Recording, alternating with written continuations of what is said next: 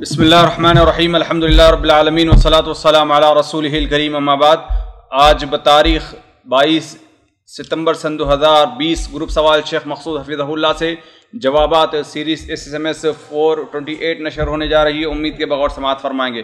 Group number 10 شروع کرتے ہیں۔ شیخ محترم پہلا سوال ہے گروپ نمبر 10 سے، ساتھی پوچھتے ہیں کہ اگر میرے والد شرک کرتے کرتے اگر ان کا انتقال ہو جائے، انہوں نے پتہ نہیں تھا کہ وہ شرک کر رہے ہیں، تو ایسی صورت میں وہ جنت میں جائیں گے یا دوزخ میں جائیں گے؟ ان کا کیا انجام ہوگا؟ اور اس میں سوال یہ بھی کر سکتے ہیں کہ ان کے لیے دعائے مغفرت کا کیا حکم ہوگا؟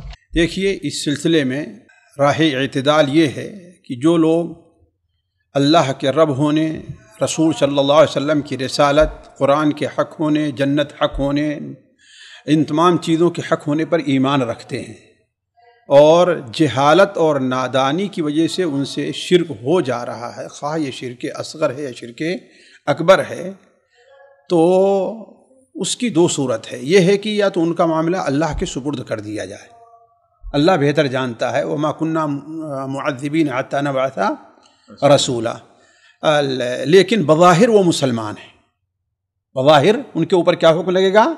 وہ مسلمان ہیں، مسلمانوں کا ان کے ساتھ معاملہ کیا جائے گا، مسلمانوں کے قبرستان میں دفن کیا جائے گا، اور ان کے لیے دعائے مغفرت بھی کی جائے گی، ان کے لیے دعائے مغفرت بھی کی جائے گی جب بظاہر مسلمان ہوئے تو۔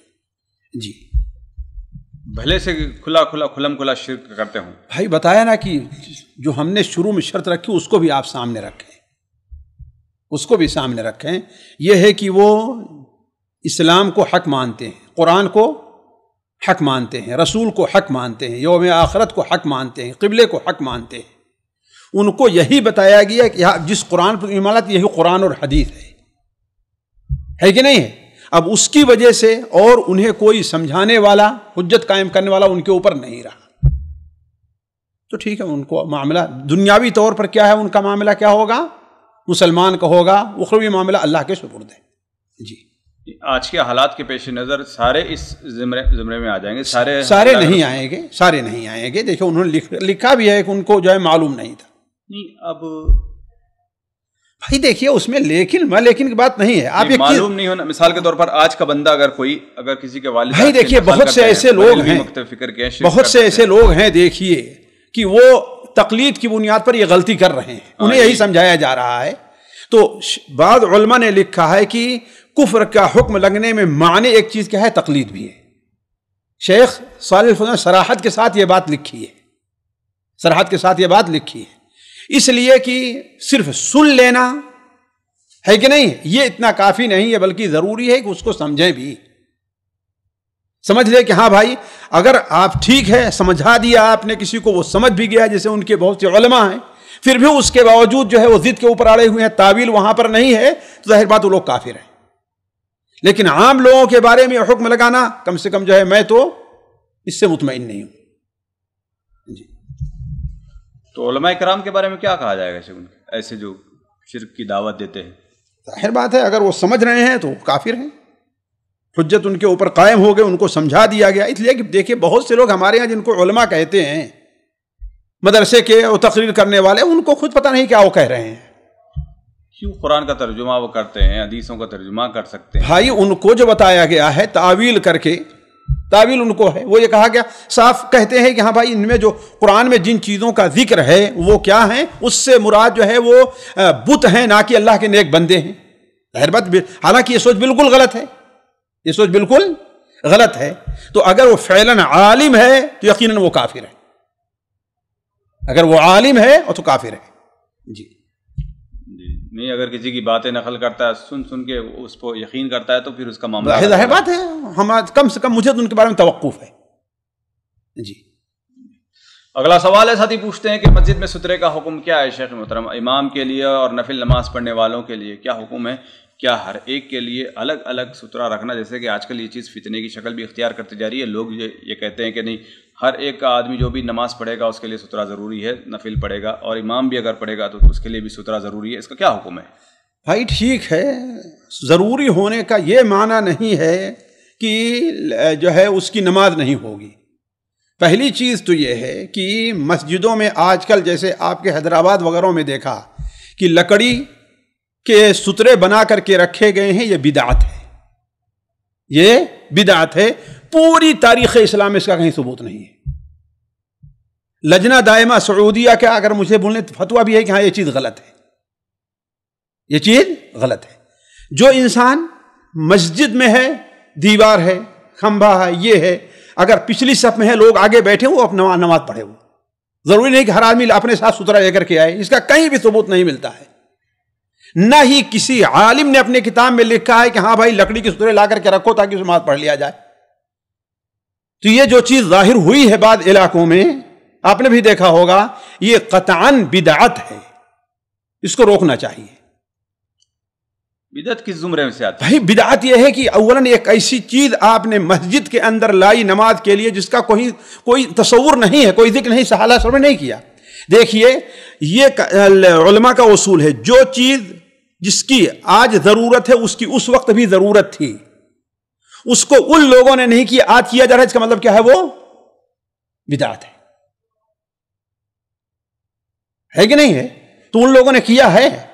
آپ اپنے بڑوں سے پوچھیں کہ ہندوستان کے مسجدوں میں سترے تھے یا سعودیوں کے مسجدوں میں سترے تھے؟ کہیں تاریخ میں ملتا ہے؟ یہ ہے کہیں چیز؟ خیر یہ تو دلیل نہیں بن سکتے یہ ساری چیزیں، لیکن ہمیں اللہ کے رسول صلی اللہ علیہ وسلم کی زندگی، صحابہ کرام کی زندگی کو دیکھنا پڑے گا. ہاں تو کیا مطلب؟ وہی تو کروں، کہیں ہے کہ وہ لوگ سترا رکھا کرتے تھے لکڑی کے بنا کر کے پوری مسجدوں میں کہیں ذکر ہے سترے کا؟ مجھے تو نہیں ملا ہے کہیں سترے کا. اگر کوئی بھائی ہے تو بتائیں اس کو. دیکھیے بدعات جو ہوتی ہے، بہت سی بدعاتیں ہوتی ہیں، وہ نیک نیتی سے لوگ جو کام کرتے ہیں اسی سے بدعات جو ہے بڑھتی چلی جایا کرتی ہے. میں نے کہتا ان کی نیتیں بری ہیں، جن لوگوں نے کیا ان کی نیت اچھی ہے، لیکن اس سلسلے میں ضروری ہے کہ کبار علماء سے اس سلسلے میں مشورہ کریں. جہاں تک سورہ کے وجوب کا تعلق ہے، اس سلسلے میں ظاہر بات اہل علم کا اختلاف ہے. کچھ علماء وجوب کے قائل ہیں اور کچھ علماء کیا ہیں؟ سنیت کے قائل ہیں. لیکن جہاں تک سنیت کا تعلق ہے، جس میں تو کوئی شبہ ہے ہی نہیں کہ انسان کو سترے کا لحاظ رکھنا چاہیے. وہ لوگ بالکل غلط کرتے ہیں کہ سب سے پیچھے مسجد میں کھڑے ہو گئے اور سامنے کچھ بھی ان کے نہیں ہے. اللہ کے بندے، مسجد میں کھمبے ہیں، مسجد میں اور چیزیں ہیں، ایسی چیزوں کو تم بناؤ. اور اگر آگے آ رہے ہو نہیں ہے تو جو لوگ آگے بیٹھے ہیں ان کے پیچھے کھڑے ہو کے نماز پڑھو، ہے کہ نہیں ہے؟ وہ آپ کے سترے بن جائیں گے. تو یہاں پر وہ سہولت کے لیے اگر لایا گیا تو تبھی بدعت میں بالکل بدعت ہے. اس لیے کہ آپ دیکھیں کہ آئندہ جو ہے ایک اور بڑی صورت اختیار کر لے گی جہاں یہ چل رہا ہے. مجھے لگ رہا ہے کہیں جو ہے وہ لاکھ سترہ گاڑ نہ دی پوری دیوار کے سامنے جو ہے لا کر کے، اس لیے کہ جب لا کر کے رکھ دیے ہیں تو کل اور آئے گا، ارے اس کو ہٹانا پڑتا ہے، یہ ہے، ایسا کرو اب دیواریں کھڑی کر دو. ہر سب کے پیچھے کیا رہے گی؟ ایک دیوار رہے گا، صرف ایک دیوار ہے، صرف ایک دیوار رہے گی. یا ایسی مسجدوں میں کھمبے لگانا شروع کر دیں گے کہ جو ہے ہر امام کے، ہر مصلی کے پیچھے کیا کھمبا شروع ہو جائے گا. جی چلیے آگے.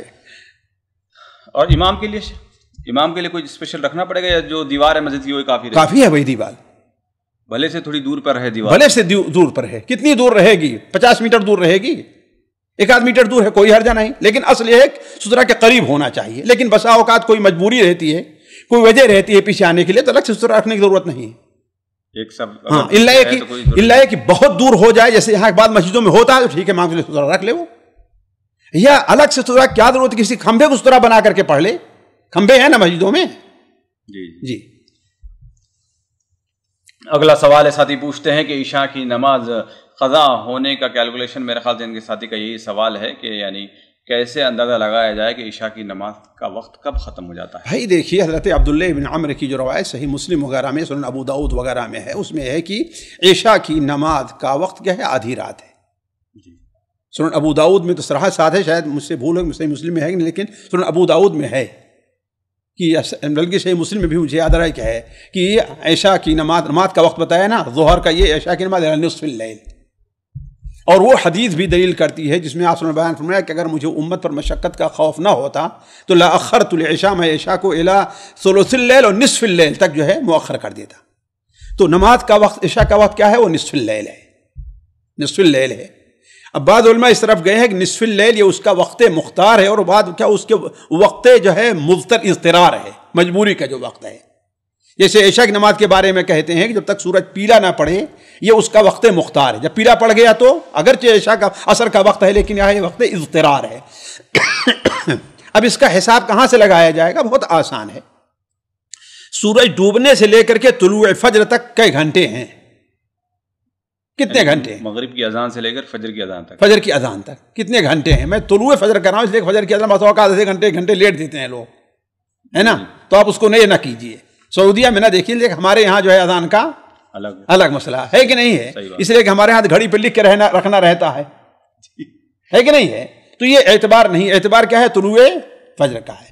تو غروب شمس سے طلوع فجر کو جتنا ٹائم ہے اس کو آپ آدھے حصے میں تقسیم کر دیں. مثال کے طور پر آج کل یہاں آپ کے ہاں مغرب کی نماز کئے بجے ہو رہی ہے؟ 6 بجے ہو رہی ہے، فرض کر لیں فجر 6 بجے ہے، اور فجر کی 4:30 فجر کی 4:30 ہے. اب یہ دیکھیے ادھر کتنا ہو گیا؟ 6 گھنٹے یہ ہو گئے، اور 4.5 گھنٹے وہ ہو گئے. کتنے ہوئے؟ 9:30 10:30 10:30 ہو گئے. 10:30 گھنٹے ہو گئے، یعنی مان لیا 4:30 6 10:30 گھنٹے ہو گئے. اب 10:30 گھنٹے گویا کی 5.25 گھنٹے جہاں پر ہو جائیں گے 11:30 پونے 12 تک، ہے نا. کچھ لوگ سمجھتے ہیں 12، اسے میں جان بوجھ کی مثال دے رہا ہوں کہ 12 حساب لگانا یہ غلط ہے. 12 حساب لگانا غلط ہے. بعض علاقے مکہ وغیرہ میں ہوگا 12، ہے نا، لیکن یہاں پر اب اس کا آپ حساب لگا لیں کہ 5.25 گھنٹے کتنے ہوں گے؟ پونے 12 ہو جائیں نا 105 گھنٹے. جی ہاں 105 پونے وہی ہوں گے، تو اس کا حساب لگا لیجیے آپ. یعنی ایک موٹا سا حساب ہے جی کہ اتنے گھنٹے لگا کر اس کو آدھے میں تقسیم کر لینا. جتنا وقت اس پہ ہو جائے گا اس کی یعنی وہ آدھی رات سمجھیے. جی بلکہ 11:15 ہوگا شیخ، پونے 12 نہیں 11:15 ہوگا آدھی رات یہاں کے حساب سے.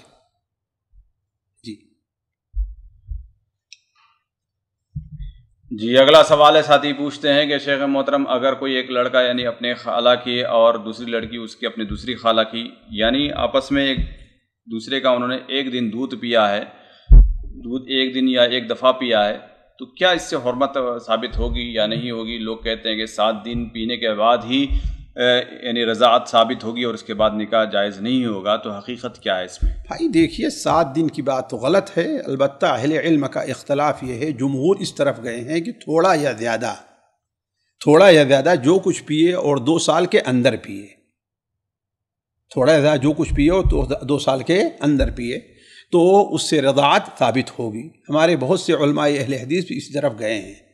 شیخ الحدیث مبارک پوری رحمہ اللہ احتیاطاً اسی کو انہوں نے اپنے فتوے میں قبول کیا ہے. البتہ یہ ہے کہ امام شافعی رحمہ اللہ اور بہت سے علماء اہل حدیث یہ گئے ہیں اور راجح قول یہی لگتا ہے، جیسا کہ صحیح بخاری میں حضرت عائشہ رضی اللہ عنہا کی حدیث ہے کہ 5 دفعہ دودھ پینا ہے کہ نہیں، یہ اللہ قرآن مجید میں تھا اور منسوخ ہو گئی یہ چیز، ہے کہ نہیں. اور انما الرضاعۃ من المجاعہ دوسرا ما فتق الامعاء، یعنی گویا کی بھوک ہو اور اتنا پیے کہ اس سے انسان کو سیراب ہو جائے اور 5 بار پیے. ایک بار بچہ اپنے من سے لے کر کے چھاتی پہ دودھ پیے اور پھر چھوڑ دے، ایک چھوڑایا نہ جا اس کو، وہ چھوڑ دے. اس طریقے سے اگر چاہے ایک دن میں 7 بار یا 4-5 دن میں 5 بار پیے گا، ہے نا، تو اس سے رضاعت ثابت ہوگی.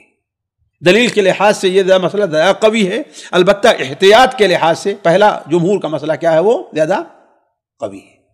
ایک مرتبہ بھی اگر بچہ دودھ پی لے تو وہاں جمہور کیا کہتے ہیں، یعنی پیٹ بھر کر پی لے یا صرف ایک گھٹ بھی؟ اگر ظاہر بات ہے وہ اس میں یعنی جسے دودھ پینا کہتے ہیں، ایک آدھ قطرہ چلا گیا جسے دودھ پینا کہتے ہیں. یعنی نارمل جو 5 منٹ 7 منٹ جو بچہ دودھ پیتا ہے، نہیں ہوتا ہے کہ اپنے طور پر 1 ہی منٹ پی کر کے چھوڑ دے، 1-2 کش لگا کر کے وہ چھوڑ دے اپنا، تو اس کو بھی مانا جائے گا. جی ہاں، ان کی جمہور کے نزدیک مانا جائے گا، یا کم سے کم احناف کے نزدیک تو مانا ضرور جائے گا. جی ان لوگوں کی کیا دلیل ہے؟ ان لوگوں کی دلیل ہے قرآن مجید میں مطلق آیا ہوا ہے، اور حضرت عبداللہ ابن عباس رضی اللہ عنہ کا صحیح سند سے یہ قول ہے. حضرت عبداللہ ابن عباس کا اور بعض صحابہ کا صحیح سند سے یہی قول مروی ہے. اب ان لوگوں کو حدیث نہیں پہنچی تھی یا کیا اس کی تعویل ہے، ایک لمبا مسئلہ ہے، لیکن یہ ہے کہ یہی بات ہے کہ جمہور کا قول یہی ہے. جی جب دو چیزیں سامنے آئے تو بندے کو کرنا کیا چاہیے؟ اگر کہیں رشتہ ہو رہا ہے تو بھائی اس کی ایک صورت ہے کہ رشتہ ہو رہا ہے تو اسے پرہیز کرے، لیکن اب رشتہ ہو گیا 10 سال 5 سال اولاد ہو گئی تو اب انشاءاللہ اس میں کوئی حرج نہیں ہے، اس لیے کہ راجح قول وہی ہے. لیکن رشتے کے جہاں تک معاملہ ہے ابھی ابتدائی مرحلے میں ہے تو احتیاط تقاضا ہے کہ اس کو چھوڑ دیا جائے، یعنی نہ کرنا ہی بہتر ہے وہاں پر. جی دع ما یریبک الی ما لا یریبک. جی اگلا سوال ہے، ساتھی پوچھتے ہیں کہ عورت یعنی کس کس سے پردہ کرے گی؟ یعنی اپنے بھتیجا اس میں لکھا ہے اور انہوں نے آگے لکھا ہے کہ یعنی اپنے دیور کے بیٹے سے پردہ کرے گی یا نہیں کرے گی؟ ہر وہ مرد جس سے عورت کی شادی ہو سکتی ہے، ہر وہ مرد جس سے عورت کی شادی ہو سکتی ہے، یہ ہے کہ یعنی وہ عورت کے اوپر ابدی طور پر حرام نہیں ہے، وقتی طور پر حرام حرمت نہیں ہے. اس لیے مثال کے طور پر جو ہے وہ سالی ہے، وہ وقتی طور پر حرام ہے، ابدی طور پر حرام نہیں ہے. بیوی کی خالہ ہے، یہ وقتی طور پر حرام ہے، ابدی طور پر حرام نہیں ہے کہ نہیں؟ یہ وقتی طور پر حرام ہے. اسی طریقے سے چاچی ہیں، یہ وقتی طور پر حرام ہے، ہمیشہ کے لیے حرام نہیں ہے. تو ہر وہ عورت جس سے شادی ہو سکتی ہے اس سے پردہ ہے کہ نہیں؟ بھتیجا اس سے شادی کبھی نہیں ہو سکتی، اس سے پردہ ہے. لیکن یہاں جو بھتیجا ہے وہ اس کو بھتیجا نہیں ہے، وہ بھتیجا نہیں. دیور کا جو بیٹا ہے وہ بھتیجا نہیں ہے. دیور سے آپ کی شادی ہو سکتی نہیں ہو سکتی.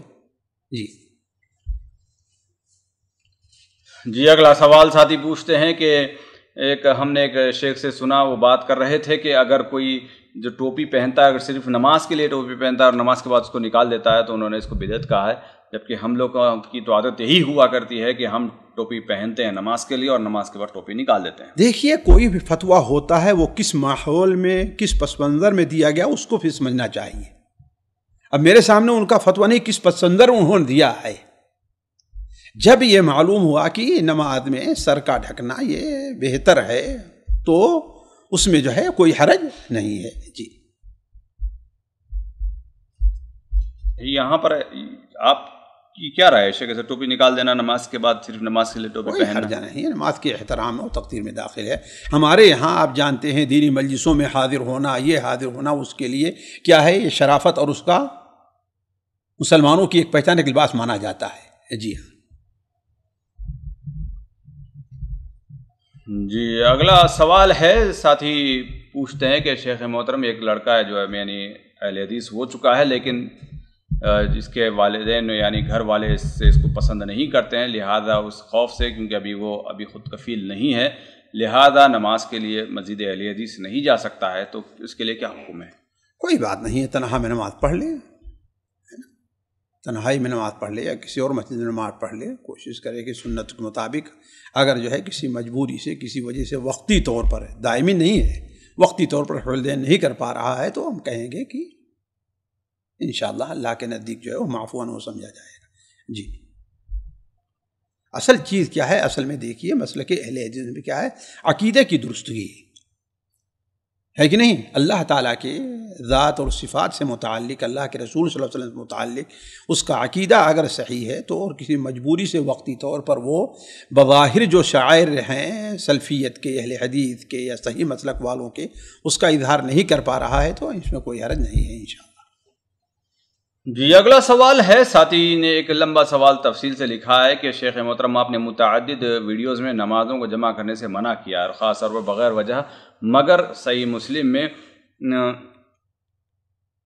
کئی احادیث ہیں کہ جن میں ابن عباس رضی اللہ تعالیٰ عنہ نے بغیر خوف، بغیر بارش اور بغیر سفر کی نمازیں جمع کی اور کوئی وجہ بھی موجود نہیں ہے. اس چیز کی سیدنا ابو ہریرہ رضی اللہ تعالیٰ عنہ نے بھی اس چیز کی تائید کی سلف کی، اور انہوں نے آگے لکھا ہے کہ یعنی ان حدیثوں کی تشریح کرتے ہوئے امام نووی رحمۃ اللہ علیہ نے بھی اس کی تائید فرمائی ہے، لہذا اس کی آپ کیا تشریح فرمائیں گے؟ میں ان سے کہوں گا کہ امام نووی رحمہ اللہ کے بارات دوبارہ پڑھیں. ان کی یہ بات 100% غلط ہے کہ امام نووی نے یہ کہا ہے. امام نووی نے کم سے کم اس حدیث کی شرح میں، واللہ عالم کہیں دوسری جگہ میں نہیں کہہ سکتا، شرح مسلم میں اس حدیث کی شرح میں یہ نہیں کہا ہے. اس حدیث سے متعلق علماء کے 4 یا 5 قول نقل کیے ہیں. ظاہر بات یہ اس کا متحمل نہیں کہ میں بھی کتاب کھول کر کے آپ کو دکھاؤں اور امام نووی نے کیا کہا ہے.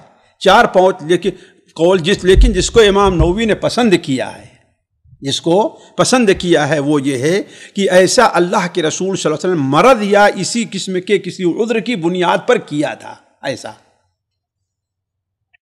اور امام نووی نے لکھا کہ مرض کا جو یہ عذر ہوتا ہے یہ بارش اور سفر سے بڑا عذر رہا کرتا ہے.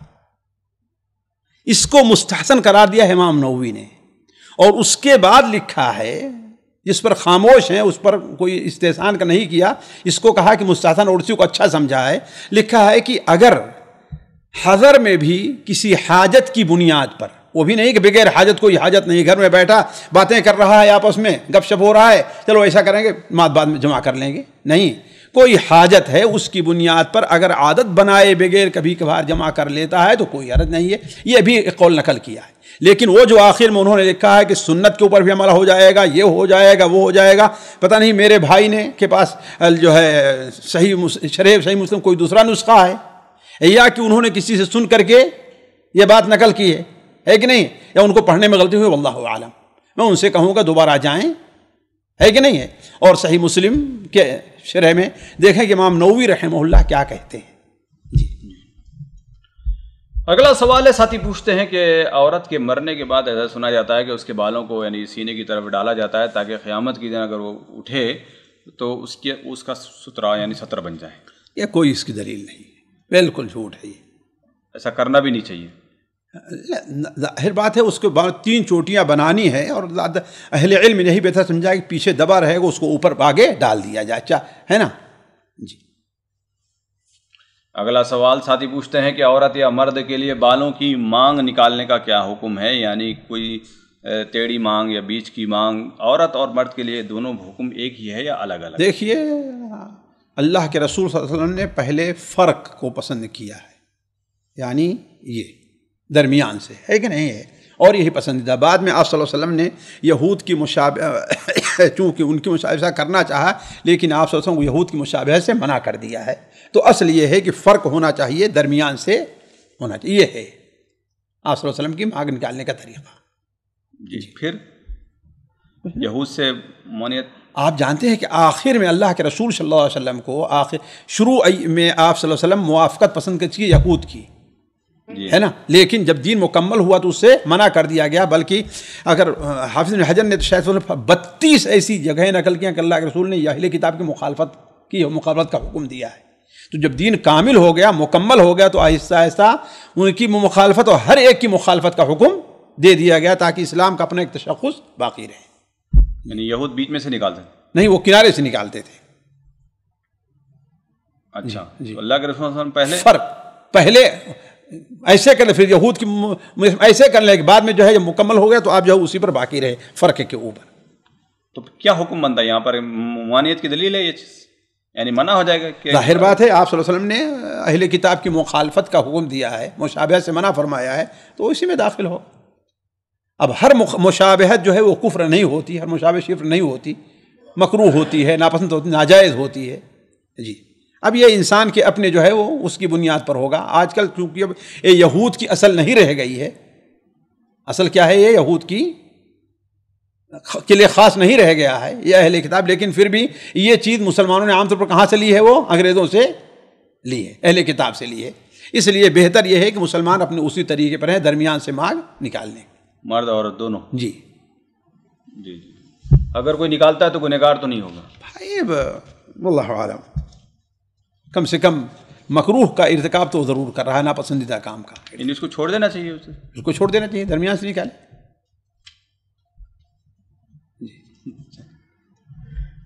اگلا سوال ہے، ساتھی پوچھتے ہیں کہ 2 ستونوں کے درمیان نماز کا حکم کیا ہے؟ یعنی اگر مسجد میں 2 ستون ہیں، بیچ میں نماز اگر کوئی پڑھنا چاہے تو اس جماعت. دیکھیے عام حالات میں منع ہے.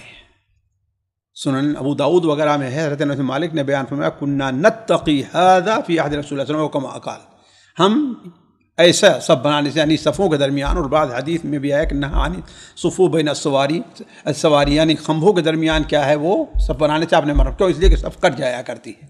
لیکن یہ ہے کہ مسجدیں جہاں بہت بڑی ہوتی ہیں اور بڑی مجبوری بن جاتی ہے لوگوں کے لیے، ہے نا، تو اب اگر ایسا کر لیتے ہیں تو انشاءاللہ، اور ایک یعنی 4 6 8 10 آدمی کھڑے ہو رہے ہیں، یعنی کہ ایک ایک آدمی الگ الگ کھڑا ہو رہا ہے، جی ظاہر بات اتنے لمبے اتنے قریب تو کھمبے نہیں ہوتے، لیکن بسا اوقات صرف 2 ہی آدمی، تو ایسی چیز نعت نہیں ہے اس میں جو ہے 5 6 8 10 آدمی کھڑے ہو رہے ہیں تو انشاءاللہ کوئی حرج نہیں ہے، لیکن یہ ہے کہ عام حالات میں کیا ہے، اسے ناپسندیدہ مکروہ ہے، یہ منع ہے، یعنی عام حالات میں اگر وہ صف ہے تو اس کو کینسل کر دینا چاہیے، کینسل کر دینا چاہیے، سب میں شامل ہو جائیں، یعنی اس کے پیچھے صف بنا لیں، جی اس کے پیچھے بنا لیں، آگے بنا لیں۔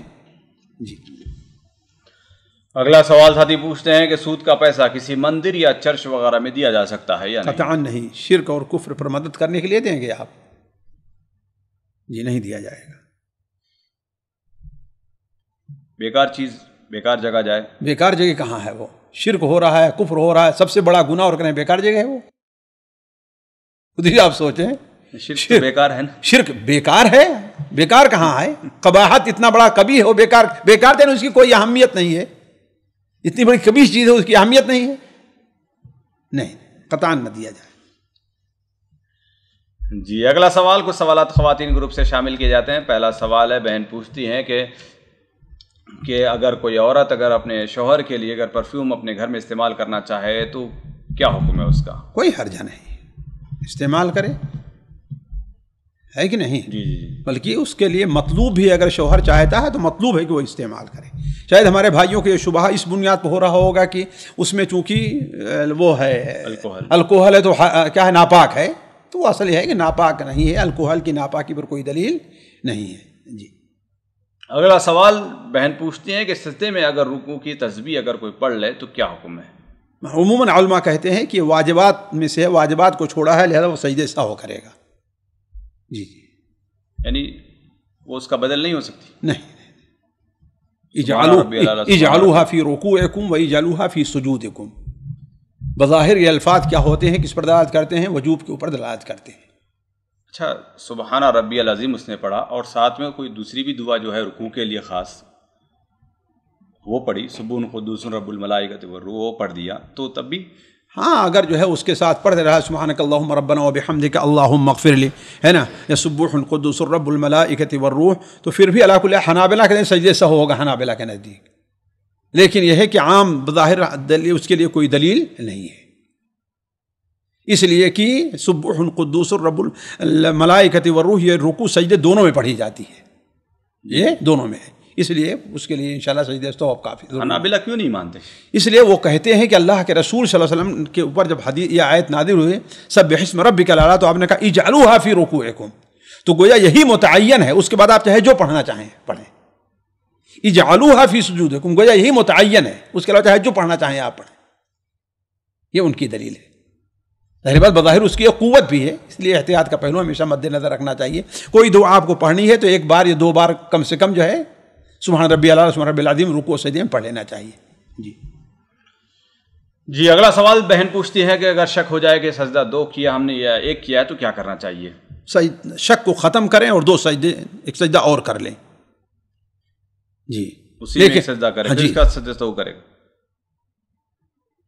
بھائی اگر جو ہے وہی سجدے کی موقع پر یعنی سجدہ کی ہے نا، اور جو ہے اسے اب غالب گمان ہو رہا ہے کہ ہم نے کیا کیا، 1 کیا ہے تو دوسرا کل اب سجدے سہو نہیں ہے، لیکن کوئی غالب گمان نہیں ہو رہا ہے، پتہ نہیں 1 کیا ہے کہ 2 کیا ہے، 1 کیا ہے کہ 2 کیا ہے، یعنی بالکل تردد ہے، تو 1 سجدہ سہو کر لے پھر سجدے سہو کرے گی۔ فرق سمجھے آپ نے؟ اگر تبھی اسی جگہ پر بھی اگر شک کو دیکھا جائے گا کتنا شک جی ہاں، اور اگر جو ہے وہ اٹھ کر کے پھر تحیات پڑھنا شروع کر دی، تحیات پڑھنا، اور اسی تردد میں ہے، پھر کچھ دیر کے بعد سوچتی ہے میں نے شاید 1 ہی سجدہ کیا ہے، اب 1 سجدہ کرے گی، 1 سجدہ کرے گی، پھر تشہد نئے سے شروع کرے گی، تب اس کو سجدے سہو کرنا ہوگا۔ یعنی رکعت پورے ریپیٹ کرنے کی ضرورت نہیں ہے؟ نہیں، سلام سے پہلے اگر اس کو آ جا رہا ہے تو ریپیٹ کرنے کی ضرورت نہیں ہے۔ جی اگر اسی سجدے کی جگہ پر اگر شک ہو جائے کہ سجدے شک ہو جائے تو یہی تو ہم نے بتایا اس کی 2 صورت ہے، ایک صورت یہ ہے کہ اس کا غالب گمان ہے کہ 1 ہی، تو ایسے میں سجدہ دوسرا کر لے، اس کے لیے سجدے سونے۔ غالب گمان آ گیا تو کوئی مسئلہ ہی نہیں ہے؟ کیوں نہیں بھائی، پھر شک ہے، ہوتا ہے نا۔ اور دوسری صورت رہتی ہے کہ بالکل تردد ہے، کچھ سمجھ میں نہیں آ رہا ہے، اب کیا کریں، 1 ہے کہ 2 ہے، تو سجدہ کرے ایک دوسرا، اور پھر آخر میں اسی تردد کے لیے، اسی شک کے لیے وہ سجدے سہو کرے گی۔ اگر کوئی غالب گمان بنا لے تو چلے ہم نے ایک ہی کر لی، ایک تو پکا ہے نا بھائی، اس تو اسی صورت میں بنا لے گا نا کہ جب کہ اس کا جو ہے کوئی حل نہیں نکل پائے گا، تب وہی تردد کا معاملہ ہے نا۔ نہیں اب دو کو چھوڑ ہی دیں گے، ایک تو کریے پکا ہے بھائی اسی اللہ کے بندے یہی فلیطرح الشک، یہی تو ہے نا، شک کو ہٹا دیا بھائی، اسی میں تو سجدے سہو کرنا ہے۔ ابھی آپ نے کہا کہ اگر غالب اللہ کے گمان بندے ہے غالب گمان یہ ہے کہ ہمیں لگ رہا ہے کہ ہم نے دو کیا ہے نا، ہم نے ایک ہی کیا ہے، لگ رہا ہے کہ ہم نے ایک ہی کیا ہے، اس لیے کہ ہمیں بین السجدتین کی دعا بھی نہیں یاد آ رہی کہ ہم نے پڑھی ہے، دوسرے سجدے میں کیا تو ہوتا ہے انسان کو غالب گمان، دوسرا سجدہ کرے گا اور سجدے سہو نہیں اس کے اوپر، لیکن یہ ہے کہ اس کو کچھ سمجھ میں نہیں آ رہا کیا کریں، اب ایک معنی کہ دو معنی، اب ایسے میں فلیطرح الشک ہے نا، شک کو دور کر کے اس کو ایک مانے، دوسرا سجدہ کرے اور آخر میں سجدے سہو کرے۔ جی اگلا سوال ہے، ساتھی پوچھتے ہیں کہ اگر کوئی نیک عمل پہلے سے اس کی اگر نیت نہیں ہو لیکن بعد میں پتہ چلا کہ یہ نیک کام بہت زیادہ ہے، فائدے کا ہے، تو بعد میں جب اگر ٹچ ہو جاتا ہے اس کے ساتھ میں، اس کو کرنا شروع کر دیتا ہے، تو کیا اس کو پہلے اگر اسی عمل کے درمیان میں ہے تو انشاءاللہ جو ہے اس کو پورا ثواب ملے گا، ہے نا، لیکن عمل ختم ہو گیا ہے اس نے کیا ہے نا، تو اب یہ چیز ہے کہ وہ لائق ثواب نہیں ہے۔ جی اگلا سوال بہن پوچھتی ہیں کہ اگر نماز میں جیسے سورہ کی ترتیب ضروری نہیں ہے تو اسی طریقے سے کیا آیات کی ترتیب بھی ضروری ہے یا نہیں، یعنی فلاں جگہ سے کچھ آیتیں پھر فلاں جگہ سے کچھ آیتیں اگر ہم نماز میں پڑھنا چاہیں تو کیا حکم ہے؟ ایک سورت کی آیتوں کی ترتیب ضروری ہے، فرق سمجھیں، ایک سورت کی آیتوں کی ترتیب ضروری ہے۔ یہ سورہ بقرہ ہے، یہ نہیں ہے کہ پہلی آیت میں آیت الکرسی، پہلی رکعت میں آیت الکرسی پڑھا اور دوسری رکعت میں جو ہے ان فی خلق السماوات والارض پڑھ لیا ہے نا، یا ایھا الناس بدو پڑھ لیا، ایسا نہیں ہو سکتا۔ البتہ ایک سورت کی آیتوں میں ترتیب ضروری ہے، البتہ یہ ہے کہ پہلی رکعت میں سورہ آل عمران کی کوئی آیت پڑھی اور دوسری رکعت میں سورہ بقرہ کی، اس میں کوئی حرج نہیں ہے، انشاءاللہ بہتر نہیں ہے لیکن اس میں کوئی حرج نہیں ہے، سورتوں کی ترتیب طریقے سے یہ بھی ہے۔ جی اگلا سوال ہے، بہن پوچھتی ہیں کہ چلتے پھرتے یعنی جو قرآن مجید ہم کو یاد ہے، جو آیتیں یا صورتیں یاد ہیں مختلف جگہ سے، یعنی مکمل صورت یاد نہیں، یہاں سے کچھ یاد ہیں کچھ وہاں سے یاد ہیں، ان سب کا پڑھنا کیا حکم ہے، اور اگر پڑھتے ہوئے وضو ہونا ضروری ہے یا نہیں؟ نہیں، اگر زبانی پڑھ رہے ہیں تو وضو ہونا ضروری نہیں ہے، اور اگر یہی اس کو یہی یاد ہے اتنا اور وہ قرآن کے قرأت کی فضیلت سے جو ہے وہ مستفید ہونا چاہتی ہے تو کوئی حرج نہیں ہے، جہاں جتنا فقرؤوا ما تیسر من القرآن، جو کچھ قرآن تمہیں میسر اس کو پڑھو، کوئی حرج نہیں۔ جی اگلا سوال ہے، بہن پوچھتی ہیں کہ ایک بے نمازی بھائی کسی بہن کا نکاح کے لیے ولی بن سکتا ہے یا نہیں؟ بھائی بے نمازی کا کافر ہونا یہ متفق علیہ نہیں ہے، ہمارے یہاں عام طور پر جو بے نمازی ہیں جنہیں کہا جاتا ہے عموماً، کچھ لوگ ایسے نہیں ہوگے لیکن عموماً ہے، کچھ پڑھتے ہیں چھوڑ دیتے ہیں، جمعہ پڑھتے ہیں، ہے کہ نہیں ہے، ایک آدھ موقع ملا تو ایسے لوگوں پر کفر کا حکم لگانا کیا ہے، ایک مشکل کام ہے نا، تو ایسا ہے تو ولی بن جائے، کوئی حرج نہیں ہے انشاءاللہ۔ جی اگلا سوال ہے، بہن پوچھتی ہیں کہ اگر سورہ فاتحہ کے اندر پڑھنے میں اگر شک ہو جائے یعنی غلطی کا امکان ہو جائے اور ہم نے دوسری سورت بھی شروع کر لی ہے تو کیا دوبارہ پڑھا جا سکتا ہے سورہ فاتحہ کو؟